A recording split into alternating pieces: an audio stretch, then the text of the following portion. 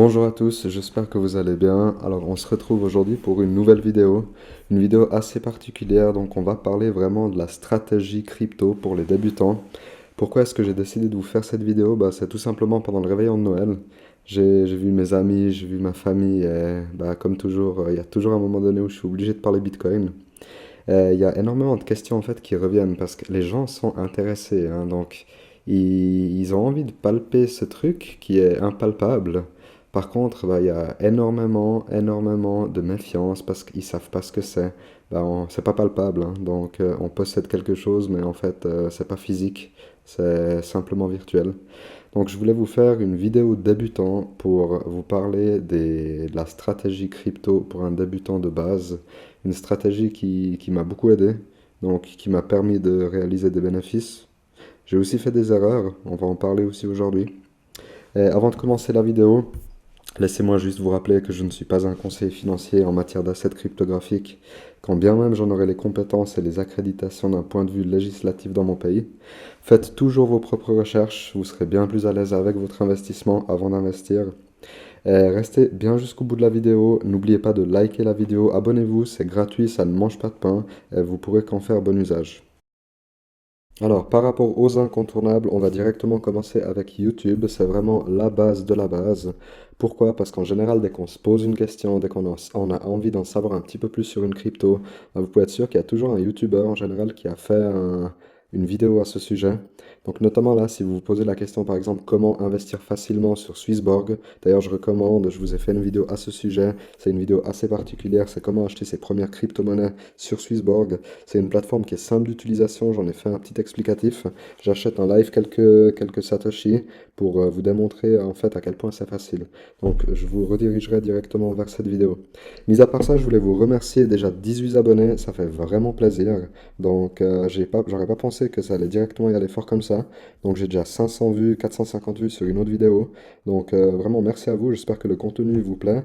Ne manquez pas de me faire des commentaires en fait dans les commentaires pour me dire s'il y a des points que je devrais améliorer étant donné que c'est vraiment tout nouveau pour moi. Alors on commence avec les 5 incontournables. Donc numéro 1, YouTube. Numéro 2, très important, Twitter.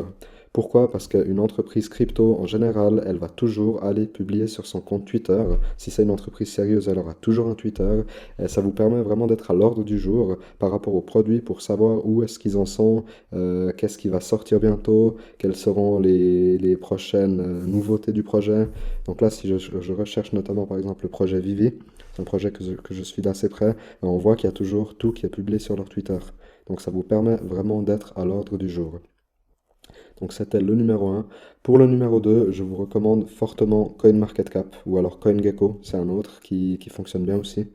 Avec CoinMarketCap, vous avez la possibilité de trouver votre projet. Vous voyez en fait pas mal d'informations sur ce projet-là, notamment où est-ce qu'on peut l'acheter. Vous allez où? Vous allez dans Market.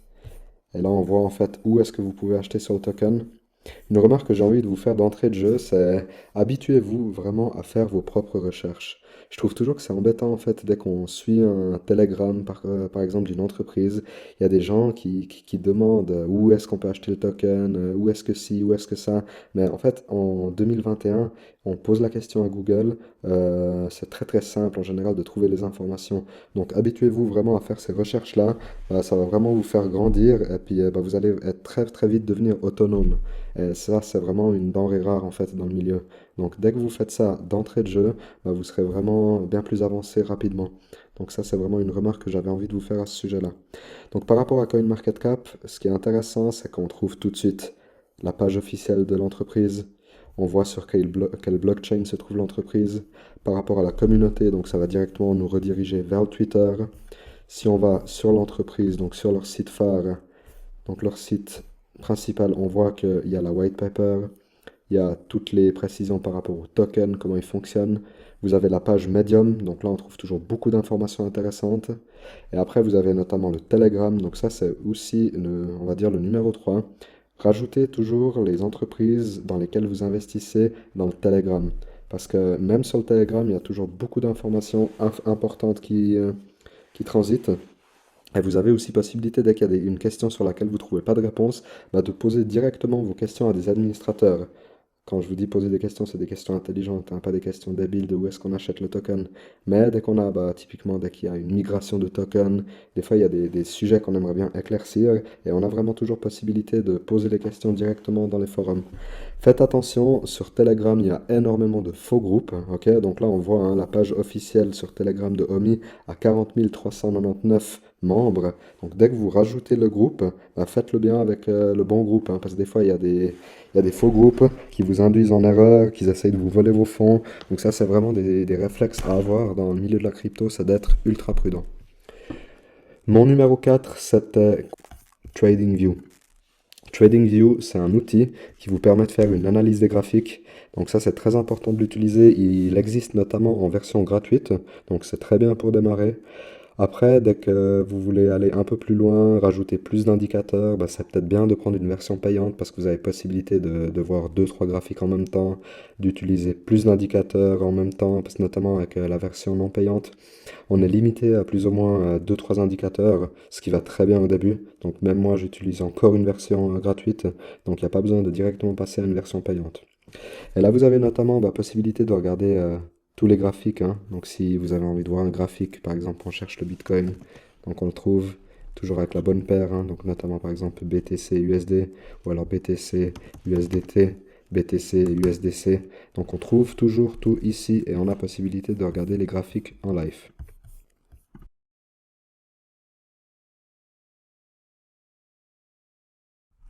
Alors, avant d'investir dans les crypto-monnaies, il faut comprendre quelque chose d'essentiel. C'est que le Bitcoin et les crypto-monnaies sont rythmés par un cycle. D'abord, pourquoi est-ce que je parle toujours du Bitcoin? Parce qu'il y a énormément de gens qui me disent, ouais, mais le Bitcoin, il coûte déjà 50 000, 60 000 dollars, ça sert plus à rien d'investir, il va peut-être faire x2, mais c'est pas avec ça que je vais devenir riche. Alors, je comprends cette notion-là. Donc, ce qu'il faut comprendre, c'est que le Bitcoin, bah, c'est un asset à grande capitalisation. Donc forcément, c'est bien plus difficile de le faire bouger qu'un asset à petite capitalisation.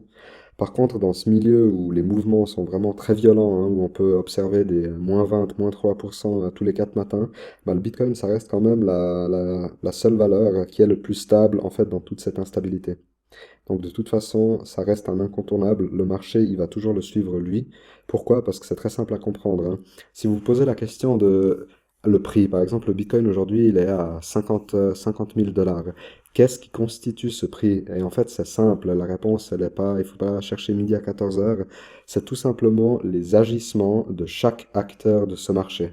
Donc, vous avez moi qui va aujourd'hui acheter. Il y a vous qui allez vendre. Il y a les traders qui longuent, donc qui parient à la hausse. Il y a les traders qui parient à la baisse. Et en fait, dès qu'on prend tout ça, qu'on le met dans le mixeur, bah, ça nous donne en fait un cocktail cohérent du prix à l'instant T. Et ça, c'est rien de plus que le prix de l'asset à l'instant où je vous parle. C'est tout simplement, on va dire, l'addition du comportement de tous les acteurs d'un marché.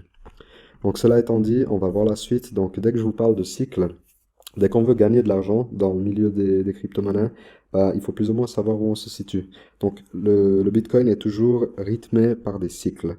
Donc pour gagner, il faut tout simplement qu'on est sur un bon projet. Donc le Bitcoin, c'est un très bon projet. Donc c'est le numéro un. Il faut qu'on soit dans un marché haussier. Donc un marché haussier, c'est ça, hein. Donc dès que ça commence en bas à gauche et ça finit en haut à droite. Dès qu'on est en fait sur quelque chose de très flat, bah, c'est qu'on n'est pas dans un marché haussier. En général, c'est les meilleurs moments pour investir parce que c'est là qu'on a les meilleures opportunités. Donc là, notamment, on se retrouve hein, dans un marché haussier. On est plus ou moins au milieu de nulle part. Et en fait, ces marchés haussiers, depuis maintenant environ 12 ans, ils interviennent tous les 4 ans. Dès qu'il y a un halving, je m'explique tout de suite par rapport au halving. Donc je vais vous le dire tout de suite, le halving, c'est tous les 4 ans, la difficulté de minage du Bitcoin, elle est augmentée.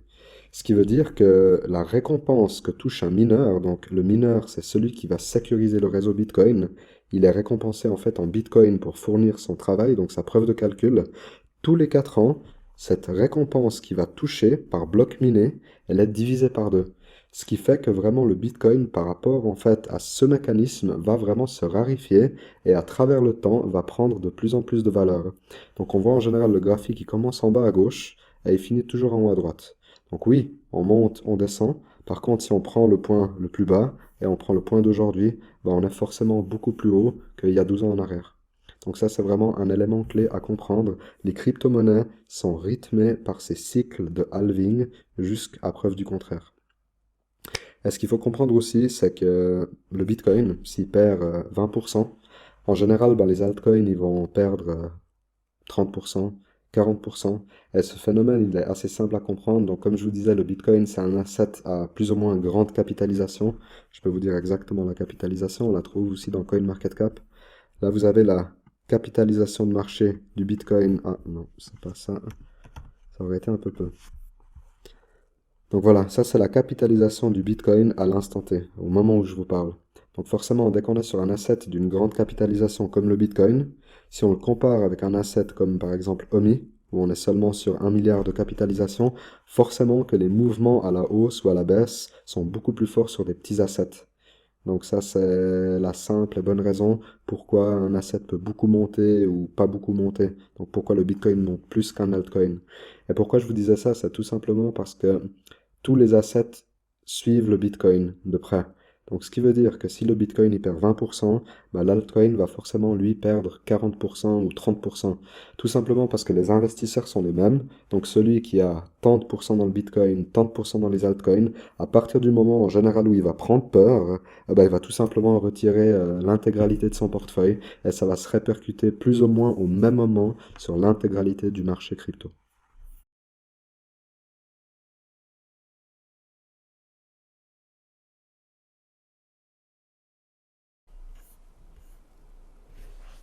Alors on va parler un peu du Jarl Ragnar, le futur roi Ragnar, maître de Kattegat. Donc en fait le Jarl Ragnar, il a beaucoup d'or hein, qu'il a récupéré lors de ses expéditions. Par contre il a un problème, c'est que bah, son kilo d'or, bah, ce sera toujours un kilo d'or. Il peut pas le décupler malheureusement. Donc en fait pour le décupler, il a décidé de créer des alliances, il a décidé d'acheter des dracars. Il a décidé d'acheter des armes, de monter une armée, d'acquérir des terrains pour finalement gonfler son capital en or Bitcoin. Et c'est exactement ce que je vais essayer de vous expliquer aujourd'hui. Donc on sait hein, que le Bitcoin c'est un asset à gros market cap. Ça veut dire que forcément les mouvements qu'il va nous faire, que ce soit à la hausse ou à la baisse, bah, ils seront moins forts que sur le marché des altcoins. Donc ce que moi je vous propose, c'est qu'on regarde directement le portefeuille. Comment est-ce qu'on va gérer ces allocations? Donc si on a un capital de départ de 10 000 ou de 100 000 ou de 1000, peu importe le montant, ça joue avec tous les montants. Après, il est clair que quelqu'un qui a 1000 francs à investir, il n'aura pas vraiment la même manière de voir que quelqu'un qui joue avec 1 million, c'est clair. Donc on va partir sur un capital de 1000, je pense que pour l'exemple, c'est très bien. Donc j'ai mon capital de 10 000, j'investis 50% sur le Bitcoin. Donc j'ai 50% de Bitcoin, ce sera toujours 50% de Bitcoin, ça ne va pas bouger. Par contre, je garde toujours 20% en monnaie fiat. Donc la monnaie fiat, c'est les monnaies fiduciaires, on parle de stablecoin. C'est vraiment ce qui va nous permettre de sauter sur une opportunité. Une crypto qui a retracé de 20-30%, on avait envie de l'acheter depuis un moment, mais malheureusement elle est en train de performer, donc c'était pas le meilleur moment de rentrer. On investit 10% dans la DeFi, on investit 10% dans les métaverses, on investit 10% dans les NFT. Tout simplement parce qu'en moment, c'est des secteurs porteurs. Et on va vraiment essayer de jouer la tendance. C'est vraiment très important hein, dans cette branche, c'est de jouer des tendances. C'est d'être là au bon moment. C'est pas d'arriver dès que le train il est déjà passé. Donc on rentre dans le train quand il est au quai et on n'essaye pas de courir après un train qui a déjà pris la route. Et en fait, dans ces secteurs-là, on va faire des sous-allocations. Donc pour l'exemple, 50% dans la crypto OMI, 10% dans Atlas, 10% dans Polis, 10% dans MetaHero, 20% dans Mana. Ces sous-allocations, elles ne sont pas fixes. Hein. Donc si moi j'accorde beaucoup de crédit à un projet et moins à un autre, bah, je vais tout simplement mettre un montant plus important. Et en fait, ce qu'on va faire après, c'est observer tout simplement. Dès qu'on a un token qui va nous générer une performance de 100%, 200%, bah forcément je vais reprendre une partie de cet argent-là et je vais tout simplement pouvoir le réinjecter au moment opportun dans un autre actif dès qu'il aura bien retracé ou dès qu'on pense tout simplement que c'est le bon moment de rentrer dans cet actif-là. D'un point de vue technique, comment tout ça va se goupiller? Ben, c'est simple, hein. Dès que vous utilisez des plateformes d'exchange comme Binance, vous avez possibilité de préprogrammer en fait vos ordres d'achat et vos ordres de vente. Donc ça pourrait vraiment faire l'objet d'une autre vidéo. Je pense qu'il y en a plein sur YouTube déjà, mais on pourrait éventuellement voir pour faire ça. Par contre, pour vous montrer rapidement à quoi ça ressemble, si on prend Binance, ben, c'est tout simplement, hein, le order book, donc il est ici. Donc là, vous voyez que vous pouvez acheter une crypto ou vendre la crypto. Donc là, notamment, on est sur la paire Bitcoin USDT. Donc si moi, je sais que j'ai envie d'acheter le Bitcoin avec un ordre limite à, par exemple, 48 000, eh ben, je préprogramme tout simplement cet achat pour un montant de 1 Bitcoin, par exemple, à 48 000. Et là, on va faire tout simplement, là, il y aurait normalement le bouton achat. Et là, on pourrait tout simplement dire, dès que le Bitcoin, il atteint les 48 000, j'achète un Bitcoin. Et là, vous pouvez être en train de dormir. Si ça se passe à 4 heures du matin, Binance va automatiquement, dès que vous avez entré cet ordre, effectuer l'achat pour vous. Et ça marche aussi pour la vente. Si on sait, par exemple, on a acheté le Bitcoin à 48 000 et on veut le vendre à 78 000, ben on fait tout simplement un ordre de vente en limite. On tape le montant auquel on souhaite le vendre, les 78 000 par exemple, et là on dit qu'on veut vendre 1 ou 2 bitcoins, le montant exact qu'on souhaite vendre, et là on peut tout simplement vendre, et ça va tout simplement créer justement cet ordre de vente au montant où vous avez préprogrammé la vente. Alors, on arrive déjà à la fin de cette vidéo, j'espère que le contenu vous aura plu. Ne manquez pas de me le faire savoir dans les commentaires, de vous abonner à ma page si le contenu vous plaît, ça m'encouragera à vous faire plus régulièrement du contenu. Donc voilà, la question de conclusion, c'est toujours la même. Est-ce que c'est le bon moment d'acheter ou est-ce que c'est le bon moment pour vendre? Bah, il n'y a personne qui le sait, personne n'est dans le secret des dieux. Après, pour moi, ce qui fait aucun doute, c'est que c'est un actif sur lequel j'ai envie d'être investi. Le jour où il coûtera plusieurs millions, j'ai envie d'en avoir, tout simplement parce que je suis convaincu de la technologie, tout simplement parce que je pense que ça fait partie de notre avenir. Et il y a une chose qui est sûre, et c'est, je pense, la question que vous devriez vous poser. Si dans 5 ans, 10 ans, bah, vous n'en avez pas, est-ce que vous serez prêt à assumer votre décision d'aujourd'hui?